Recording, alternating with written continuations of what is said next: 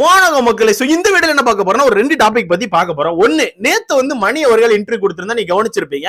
அதுல பெரும்பாலும் பெரிய கொஸ்டின்லாம் எதுவுமே இல்ல. 2 கொஸ்டின் தான் மெயினா எல்லாருமே கேட்டது. ஒன்னு, ரவீனா அவர்களை பத்தி கேட்டாங்க. 2வது பிரதீப்பை பத்தி.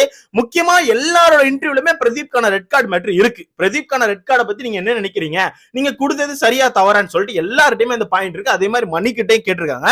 அதுக்கு ஒரு கிளியரா ஒரு எக்ஸ்பிளனேஷன் கொடுத்தாரு. 2வது டாபிக் என்னன்னா அர்ச்சனா. இன்னும் அந்த அர்ச்சனாவை பிடிச்சி வச்சுட்டு அர்ச்சனா கப்படிச்சிட்டான்னு வைத்தறிச்சல என்னெல்லாமோ புலம்பிட்டு இருக்காங்க.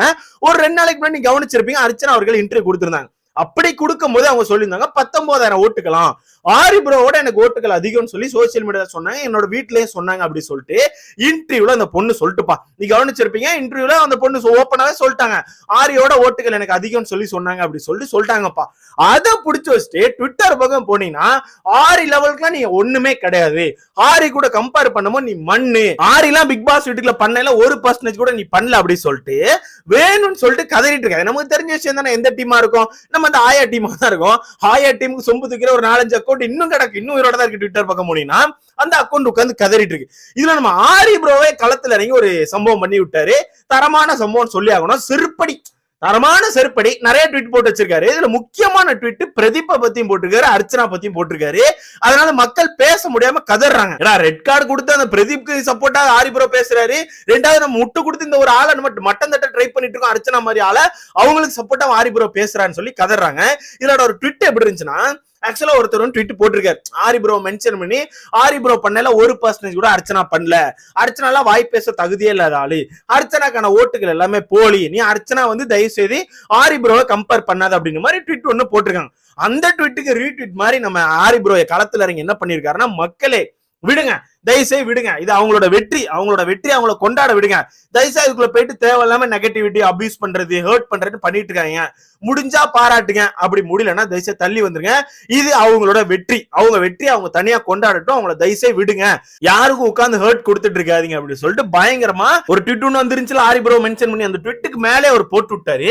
போட்டோன்னே அவங்க எல்லாம் என்ன பேசுன்னு தெரியாம கதறாங்க. ஐயோ, ஆரி ப்ரோ இழுத்து விட்டு ஏதாவது பேசலாம்னு பார்த்தா ஆரி ப்ரோவே அர்ச்சனாக்கு சப்போர்ட் பண்ணிட்டாங்க அப்படின்னு. ஏன்னா இந்த சீசன் ஆரம்பிக்கும் போதே அர்ச்சனாக்கு ஆரி ப்ரோ சப்போர்ட் பண்ணிருப்பாங்க. அந்த புள்ளி கேங் ஆப்போசிட் பண்ணி அர்ச்சனா அந்த 2வது வாரம் சண்டை போட்டாங்கல்ல, அப்பவே ஆரி ப்ரோ இறங்கி களத்துல இறங்கி உன்னோட கேம் ஸ்டார்ட் ஆயிட்டு நல்லா பண்ணு அப்படி சொல்லி போட்டிருப்பாங்க. அது கொஞ்சம் நல்லா இந்த இதை டிலேட் பண்ணிட்டாங்க. ஏன்னா அதுக்கப்புறம் எல்லாருமே மனுஷங்க தானே, ஏதாவது தப்பு பண்ணுவாங்க. சோ அந்த மாதிரி நிறைய தப்புகள் பண்ணும்போது ஆரி ப்ரோ அதை டிலேட் பண்ணிட்டாங்க. சோ அதை பிடிச்சி வச்சு இவனு வெளியே கதறிட்டு இருந்தான், ஆரி ப்ரோ டிலேட் பண்ணிட்டாரு, அர்ச்சனா அவ்வளவுதான் அப்படி சொல்லிட்டு இப்ப திரும்பி ஆரி ப்ரோவே சப்போர்ட் பண்ணி ட்வீட் போட்டோன்னே இவங்க என்ன பேசுன்னு தெரியல. 2வது அடுத்த ட்வீட் என்னன்னா, பிரதீப் ஆதரவா, பிரதீப் தான் உண்மையான கேம் சேஞ்சர் இந்த வீட்டுக்குள்ள, இந்த பிக் பாஸ் சீசன் 7 அப்படிங்கிற இதுல உண்மையான கேம் சேஞ்சர் யாருன்னு கேட்டீங்கன்னா பிரதீப் அப்படி சொல்லி போட்டு விட்டாரு.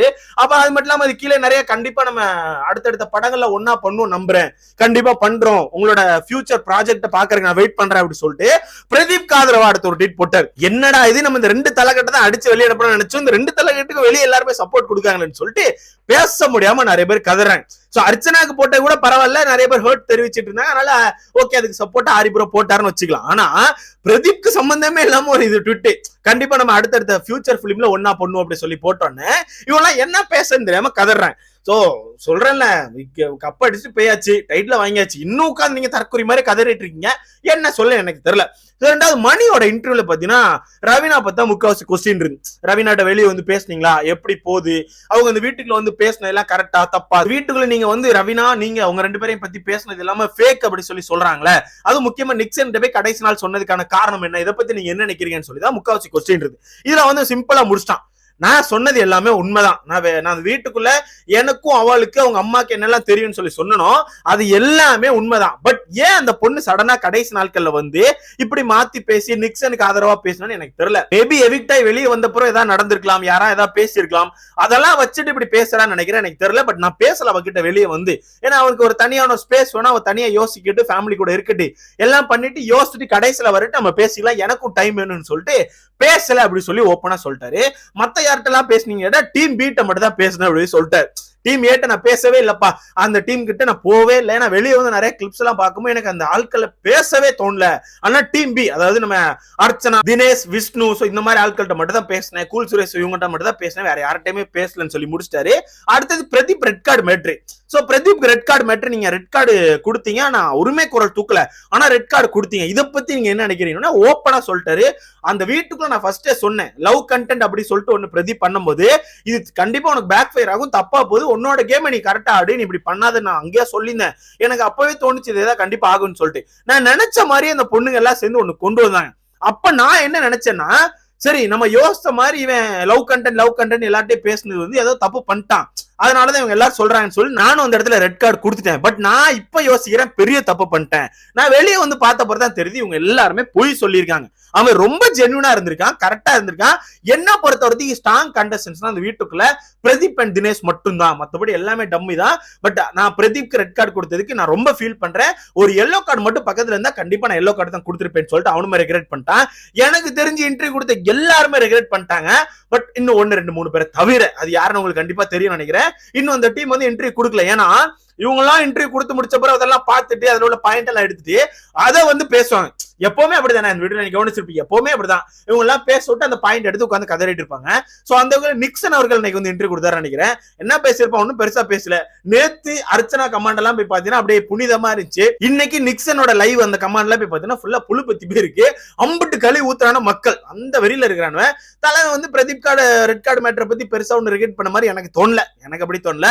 அடுத்தது நம்ம முக்கியமா வெயிட் பண்றது யாருன்னு உங்களுக்கு தெரியும், நமது மாயா பூர்ணிமா அவர்களுக்கு. நான் கண்டிப்பா ரொம்ப வெயிட் பண்றப்பா, மாயா பூர்ணிமா எப்ப இன்டர்வியூ கொடுப்பாங்கன்னு சொல்லி நான் பயங்கரமா வெயிட் பண்றேன். பட் அவங்க இன்னும் கொடுக்கல. ஏன் கொடுக்கல அப்படிங்கிறத லெட்டர் சொல்றேன். இவங்க 2 பேருமே ஒரு ஸ்டாண்ட்ல இருக்காங்க, நாங்க பண்ணது கரெக்ட், நாங்க பண்ணதான் கரெக்ட் அப்படிங்கிற ஸ்டாண்ட்ல கடை சொருத்தி இருக்காங்க.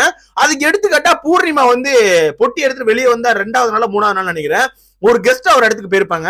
அந்த இடத்துல செம்ம கெத்தா கட்ஸோட ஒருத்தன் வந்து மைக்க பிடிச்சு கேட்டார், நீங்க கவனிச்சிருப்பீங்க, பிரதீப் ரெட் கார்டு மேட்டரை பத்தி நீங்க என்ன நினைக்கிறீங்க அப்படின்னு சொல்லிட்டு. அந்த ஒரு ப்ரோக்ராம்ல அந்த டாபிக் தேவையே கிடையாது, பட் அந்த இடத்துல ஓப்பனா கேட்டார். அதுதான் மக்களுக்கான குரல்.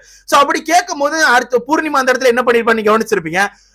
அது வந்து நான் எல்லாருக்கும் ஆன்சரபிளா இருக்கணும் அவசியம் இல்லை, அத்தனைக்கு பிறகு ஒரு பூ பூக்கும், கண்டிப்பா பூக்கும், ஆனா எப்ப பூக்கும் தெரியல, ஆனா பூக்கும் அப்படின்னு சொல்லிட்டு யாரா கை தட்டுவாங்க அப்படின்னு அந்த டைலாக் சொல்லிட்டு அப்படி கை தட்டுறதுக்கு யாராவது தட்டுறாங்களான்னு எட்டி பார்த்தாங்க, ஒரு பைய கை தட்டல. சோ இந்த மாதிரி அவங்க இப்பவுமே கரெக்ட், நாங்க பண்ணதான் கரெக்ட்ங்கிற ஸ்டாண்ட்ல இருக்காங்க. அதனால இன்டர்வியூ வந்தாங்கன்னா எல்லாருமே ரெட் கார்டு மேட்டர் எல்லார்ட்டையும் கேட்டாச்சு, எல்லாருமே ரெக்ரெட் பண்ணி தப்புன்னு ஒத்துக்கிட்டாங்க. சோ அடுத்தது மாயா பூர்ணிமா மட்டும் பெண்டிங். மாயா பூர்ணிமா நிக்சன் இவங்க தான் உமன் மேட்டர் எடுத்து வந்தது. சோ இவங்க கிட்ட கேட்டு இவங்களும் தப்புன்னு ஒத்துக்கிட்டா, நாங்க பண்ண தப்பு தான் அப்படி எதுவும் நடக்கலன்னு ஒத்துக்கிட்டா மாட்ட போறது கமல் சார். சோ அதனால இவங்க வந்து தப்புன்னு சொல்ல முடியாது, நாங்க பண்ணது கரெக்ட்னு சொல்ல முடியாது. கரெக்ட்னு சொன்னா மக்கள் அடிப்பாங்க, தப்புன்னு சொன்னா கமல் சார் அடிப்பாரு. சோ இவங்க என்ன பண்ணன்னு தெரியாம இப்ப இன்டர்வியூ கொடுக்க முடியாம இருக்காங்க. பார்க்கலாம், கண்டிப்பா கம்மிங் டேஸ்ல அவங்க இன்டர்வியூ வெளியே வரும், கண்டிப்பா லைவ்லாம் வருவாங்க. அப்ப என்னென்ன பேசுறான்னு சொல்லி வெயிட் பண்ணி பார்க்கலாம். பட் இப்போ வரத்தி கொடுத்த எல்லாருமே ரிக்ரெட் பண்ணிட்டாங்க, பிரதீப்க்கு நான் பண்ணது தப்புன்னு சொல்லிட்டு. பிரதீப்போட மைண்ட் வாய்ஸ் இப்ப எப்படி இருக்கும்னா, என்னடா சடனா எல்லாம் நல்லவன மாறிட்டீங்க அப்படிங்கிற மாதிரி தான் இருக்கும். ஏன்னா நாங்க ஃபர்ஸ்ட்ல இருந்தே சொல்லிட்டு இருந்தோம், நீங்க எல்லாம் தப்பு பண்ணிட்டீங்க, மக்கள் கிட்ட நீங்க ஒரு நாள் பதில் சொல்ல வேண்டி இருக்கும்னு சொல்லிட்டு. அதே மாதிரி எல்லாரும் பதில் சொல்லிட்டு இருக்காங்க.